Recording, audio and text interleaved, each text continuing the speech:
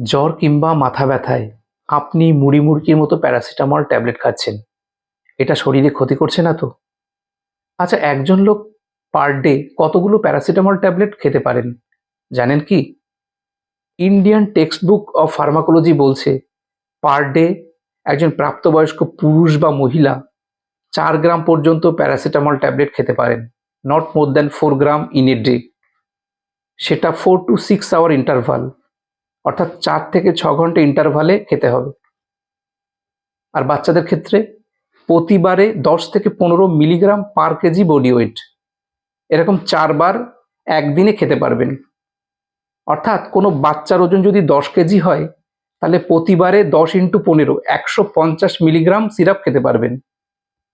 Per day সেটা 600, maximum 600 milligram syrup খেতে পারবেন প্যারাসিটামল। তার বেশি খেলে শরীরে সাইড এফেক্ট হবে, কিডনি বা লিভারের উপর চাপ তৈরি হবে, ইনজুরি হতে পারে।